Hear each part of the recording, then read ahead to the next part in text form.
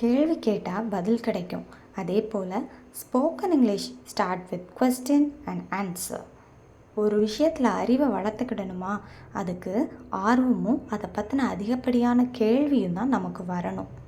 அதே போல் spoken English கற்றுக்கும் போதும் நமக்கு கேள்வி வரணும். ஏன் இப்படி சொல்கிறீங்க அப்படின்னு தானே நினைக்கிறீங்க. சரி, ஸ்போக்கன் இங்கிலீஷ் எதுக்காக? கம்யூனிகேட் பண்ணுறதுக்காக, ஒருத்தரோடு தொடர்பு கொள்வதற்காக. அப்போது அந்த கம்யூனிகேஷனில் வெறும் வார்த்தைகள் மட்டும் இருக்குமா? கேள்வி கேட்பாங்க, பதில் சொல்லுவாங்க. இப்படி தான் கம்யூனிகேஷன் இருக்கும். இதை பற்றி நிறைய பேசியாச்சு. லாஸ்ட் 2 வீடியோவை பார்த்து இதை தெரிஞ்சுக்கோங்க. இங்கிலீஷில் 2 விதமான கேள்விகள் இருக்குது. ஒன்று எஸ் ஆர் நோ கொஸ்டின், இன்னொன்று WH கொஸ்டின்ஸ். ஒரு விஷயத்தை பற்றி எதுவுமே தெரியலை, அதை பற்றி எல்லா விஷயத்தையும் தெரிஞ்சுக்கிடணும்னா நம்ம யூஸ் பண்ண வேண்டியது WH கொஸ்டின். சரியா? இப்போ தெரிஞ்ச விஷயத்தை கன்ஃபார்ம் பண்ணிக்கணும்னா அதுக்கு யூஸ் பண்ணக்கூடியது எஸ் ஆர் நோ கொஸ்டின். சரி, இதை சிம்பிளாக புரிய வைக்கட்டுமா? என்னை யாருன்னே தெரியாத நபர் வாட் இஸ் யுவர் நேம் அப்படின்னு கேட்பாங்க. ஓரளவு தெரிஞ்ச நபர் இவங்களா இருக்குமோ அப்படின்னு கெஸ் பண்ணி கன்ஃபார்ம் பண்ணுறதுக்காக ஒருத்தர் என் பேரை கேட்கணுன்னா எப்படி கேட்பாங்க? ஆர் யூ அபிஷேகா அப்படின்னு கேட்பாங்க. இந்த ஆர் யூ அபிஷேகா அப்படிங்கிறது தான் yes or no question type. இந்த கொஸ்டின் தெரியாத ஒரு விஷயத்தை தெரிஞ்சுக்கிறதுக்காக கேட்கல, கன்ஃபார்ம் பண்ணிக்கிறதுக்காக கேட்குறாங்க. அதே போல் இதோட விடை என்ன தான் இருக்கும்? எஸ் நோ அப்படிங்கிறது தான் இருக்கும். நமக்கு எஸ் நோ அப்படின்னு பதில் சொல்ல தெரியும், ஆனால் கேள்வி கேட்க தான் தெரியாது. வாங்க டாபிக்குள்ளே போகலாம். இந்த எஸ்ஆர் நோ கொஸ்டின்ஸ் எப்படி தொடங்கும் தெரியுமா? இதனுடைய வார்த்தையாக பி வேர்ப்ஸில் ஏதாவது ஒன்று, டூ வேர்ப்ஸில் ஏதாவது ஒன்று, ஹேவ் வேர்ப்ஸில் ஏதாவது ஒன்று, மாடல் வேர்ப்ஸில் ஏதாவது ஒன்று இருக்கும். சரி, இந்த பி வேர்ப்ஸ் என்னது? Am, is, are, was, were. Do verbs என்னது? Do, does, did. Have verbs என்னது? Have, has, had. Modal verbs என்னது? Can, could, will, would, may, might, shall, should, must. இது எல்லாம் தான். சரி, முதல்ல இந்த பி வேர்ப்ஸ் பற்றி கற்றுக்கிடலாம். இந்த பி வேர்ப்ஸ் பயன்படுத்தி கேட்கக்கூடிய கேள்விகள் எதை பற்றி கேட்கலான்னு தெரியுமா? Identification, description or quality, feelings or emotion, physical condition, location, age, nationality or origin, availability or presence, time, date, past state or situations. என்னடா இவ சொல்லிக்கிட்டே போகிறாளே, புரியவே இல்லைன்னு நினைக்கிறீங்களா? ஸ்டெப் பை ஸ்டெப்பாக பார்ப்போம். ரொம்ப ஈஸியாகவே புரியும். ரொம்ப ஈஸியான கொஸ்டின்ஸ் இது எல்லாமே. ஃபர்ஸ்ட், பி வேர்ப்ஸ் பயன்படுத்தி ஐடென்டிட்டி கண்டுபிடிக்கலாமா? ஐடென்டிட்டினா என்ன? ஒரு நபருடைய பேர், அவங்களுடைய ப்ரொஃபஷன், அவங்க இருக்கக்கூடிய இடம், இதை பற்றி எல்லாமே நம்ம சுட்டி காட்டி சொன்னாலே அது ஐடென்டிட்டி தான். ஓகே, இதில் எந்த மாதிரியான வார்த்தைகள் வரும் தெரியுமா? நவுன், நேமிங் வேர்ட், அதாவது எல்லா பொருட்களுடைய பெயர், எல்லா மனுஷங்களுடைய பெயர், எல்லா விலங்குகளுடைய பெயர், எல்லா இடங்களுடைய பெயரும் வரும். அதாவது இங்கிலீஷில் நவுன்னு சொல்லக்கூடிய object name, animal name, person name, place name, இது எல்லாமே வரும். இது போக இதெல்லாம் சுட்டி காட்டக்கூடிய ப்ரொனவுன் வரும். இந்த ப்ரொனவுன் என்னது? I, we, you, they, he, she, it, இதெல்லாம் தான். இந்த பி வேர்ப்ஸ் எந்த நவுன் கூட வரும்னு பார்க்கலாமா? ஐ அப்படிங்கிறது நான், இது ஒரு நபருங்கிறதுனால அதுக்கு ஆம் அப்படிங்கிற பி வேர்ப் வரும். இதுவே ஹீ, ஷீ, இட், அது எல்லாமே ஒரு நபர்களை குறிக்கிறதுனால அதுக்கும் இஸ் அப்படிங்கிற ஒருமை உடைய வேர்ப் வரும். சரி, இதுவே யூ அப்படின்னா நீங்கள் அப்படின்னு குறிக்கலாம். வி அப்படிங்கிறதும் நாங்கள் அப்படின்னு நிறைய பேர் பன்மையை குறிக்கிறதுனால இதுக்கு என்ன வெர்ப் வரும்? ஆர் அப்படிங்கிற வெர்பு தான் பயன்படும்.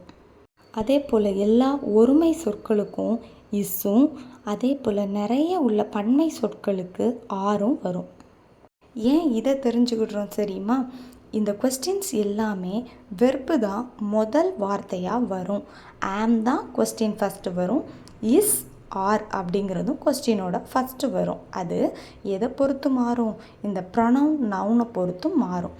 வாங்க எக்ஸாம்பிளை பார்த்தா உங்களுக்கு ஈஸியாகவே புரியும். நான் இப்போ ப்ராக்டிஸ் பண்ணுறதுக்காக டாக்டர் அப்புறம் கேட் இந்த 2 விஷயத்தை எடுத்திருக்கிறேன். சரி, ஃபஸ்ட்டு கொஸ்டின் ஐ வச்சு மேக் பண்ணலாமா? சரி, இந்த ஐக்கு எந்த வெர்ப் வரும்? ஆம் அப்படிங்கிற பி வெர்பு தான் வரும். சரி, இப்போது நான் ஒரு டாக்டரா அப்படின்னு கேள்வி கேட்கணுன்னா எப்படி நான் சொல்லணும்? ஆம் ஐ அ டாக்டர் அப்படின்னு தான் நான் கேட்பேன். சரிதானே?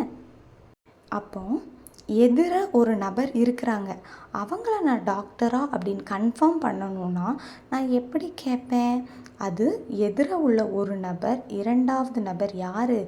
யூ அப்படின்னு சொல்லணும். யூ, அதற்கு வெர்ப் என்னது? Are. Are you a doctor? இப்படி தான் நான் கன்ஃபார்ம் பண்ணுவேன். சரி, நான் 2 பேர், அதாவது நானும் என்னுடைய ஃப்ரெண்டும் பேசிகிட்ருக்கோம். தூரமாக இருக்கக்கூடிய 3வது ஒரு நபரை பற்றி நான் கேட்க போகிறேன். அப்படிங்கும்போது நான் என்ன பயன்படுத்தணும்? ஹீ, ஷீ, இட் இதில் ஏதாவது பயன்படுத்தணும். மனுஷங்களை சுட்டி காட்டுறதற்கு ஆண்னா ஹீயும், பெண்ணா ஷீ அப்படிங்கிற வார்த்தை பயன்படுது. இதுவே ஒரு அனிமல் அப்படின்னா இட் அப்படிங்கிற ஒரு வார்த்தை பயன்படுது. நான் ஒரு ஆணை பற்றி கேள்வி கேட்க போகிறேன் அப்படிங்கும்போது என் ஃப்ரெண்டுகிட்ட நான் எப்படி கேட்பேன்? அதுக்கு சிங்குலர் வெர்ப் இஸ்ஸு தான் பயன்படணும். இஸ் ஹீ அ டாக்டர் அப்படின்னு கேள்வி கேட்பேன். இதுவே ஒரு பெண்ணாக இருந்தால் நான் எப்படி கேட்கணும்? இஸ் ஷீ அ டாக்டர் அப்படின்னு கேட்கணும். சரி, எடுத்துக்காட்டுக்கு ஒரு கேட் வச்சுக்கலாம். அது பார்க்க வித்தியாசமாக இருக்குது. எனக்கு ஒரு சின்ன டவுட், அது பூனை தானா அப்படின்னு. இதை எப்படி கன்ஃபார்ம் பண்ணிக்கணும்? Is it a cat? இப்படி தான் நான் கன்ஃபார்ம் பண்ணுவேன் என் ஃப்ரெண்டுகிட்ட கேட்டு. சரி, இப்போ புரிஞ்சிருக்கும்னு நினைக்கிறேன். அதே போல் நாங்கள் எல்லோரும் சேர்ந்து ஒரு டீமாக நிற்கிறோம். நாங்கள் எல்லோரும் டீச்சர்ஸ். ஆனால் எங்கிட்ட மெடிசின் பற்றி கேள்வி கேட்டால் நான் என்ன சொல்லுவேன்? ஆர் வி டாக்டர்ஸ் அப்படின்னு ஒரு கோபத்தோட கூட கேள்வி கேட்கலாம். இப்படி தான் வி பயன்படுத்தணும். இப்போ தூரத்தில் நிறைய பேர் நிற்கிறாங்க. அவங்கள எந்த வார்த்தை கொண்டு சுட்டி காட்டுவேன்? தே அப்படின்னு காட்டுவேன். நிறைய பேருங்கிறதுனால ஆர் அப்படிங்கிற வெர்ப் பயன்படணும். ஆர் தே டாக்டர்ஸ்? சரி, இந்த இடத்துல கவனிச்சிங்களா? ஆர் வி டாக்டர்ஸ் தான் சொன்னேனே தவிர ஆர் வி அ டாக்டர்ஸ் அப்படின்னு சொல்லலை. ஏன் இந்த இடத்துல பயன்படலை, ஏ பயன்படலை அப்படின்னா இது சிங்குலர் வேர்ட்ஸுக்கு தான் பயன்படும். நமக்கு ஆர்டிகிள்ஸ் தெரியும் தானே? ஆன், த இது எல்லாமே சிங்குலர் வேர்ட்ஸுக்கு முன்னால் தான் பயன்படுமே தவிர ப்ளூரல்ஸுக்கு பயன்படாது. பன்மைத்தன்மையுடைய வார்த்தைகளுக்கு பயன்படாது. சரி, தூரத்தில் ஒரு கேட் இருக்குது. அதை நான் எப்படி சொல்லுவேன்? இஸ் தேட் அ கேட் அப்படின்னு கேட்பேன். இந்த தேட்டுங்கிறது தூரத்தில் உள்ள ஒரு பொருளை குறிக்கும். பக்கத்தில் ஒன்று இருக்குன்னா இஸ் திஸ் அ கேட் அப்படின்னு கேட்பேன். அப்போ திஸ் அப்படிங்கிறது பக்கத்தில் இருக்கக்கூடிய ஒரு பொருளை குறிக்குது. இப்போ தூரத்தில் நிறைய கேட்ஸ் இருக்குன்னா ஆர் தோஸ் கேட்ஸ் அப்படின்னு கேட்பேன். தோஸ் அப்படிங்கிறது தூரத்தில் உள்ள நிறைய ஒரு ஆப்ஜெக்டை, நிறைய அனிமல்ஸ் அப்படிப்பட்ட விஷயங்களை குறிக்கும். இப்போ பக்கத்தில் நிறைய கேட்ஸ் இருந்ததுன்னா எப்படி கூப்பிடுவேன்? ஆர் தீஸ் கேட்ஸ் அப்படின்னு கன்ஃபார்ம் பண்ணுவேன். தீஸ் அப்படிங்கிறது பக்கத்தில் உள்ள நிறைய பொருட்களை குறிக்கும். சரி, இப்போ எதெல்லாம் தெரிஞ்சுக்கிட்டோம்? கேள்வி கேட்க ஆரம்பித்ததும் நிறைய கற்றுக்கிட்டோம் தானே? எஸ், ப்ரொனவுன் கற்றுக்கிட்டோம், பி வெர்ப்ஸ் கற்றுக்கிட்டோம், ஆர்டிகிள்ஸ் எதுக்கு பயன்படுத்தக்கூடாதுன்னு கற்றுக்கிட்டோம். தெரிஞ்சுதா? சரி, என்னதுன்னா மெக்கானிக் உராங்குட்டான். ஸோ இதை யூஸ் பண்ணி நீங்களும் கொஸ்டின்ஸ் க்ரியேட் பண்ணி ஆன்சர் கமெண்ட் பண்ணுங்கள். நெக்ஸ்ட்டு வரக்கூடிய ப்ராக்டிஸ் கிளாஸை மிஸ் பண்ணாமல் அட்டன் பண்ணுங்கள். இதோ வளர்ச்சி பாதையில் நான் உங்களோடு. இப்போது ஐடென்டிட்டி அப்படிங்கிற ஒரு டாபிக் தான் பார்த்துருக்குறோம். நெக்ஸ்ட் டாபிக் நெக்ஸ்ட்டு கிளாஸில் வருது. மிஸ் பண்ணாமல் கிளாஸை அட்டன் பண்ணுங்கள். ஸ்போக்கன் இங்கிலீஷ் ரொம்ப ஈஸி தான்.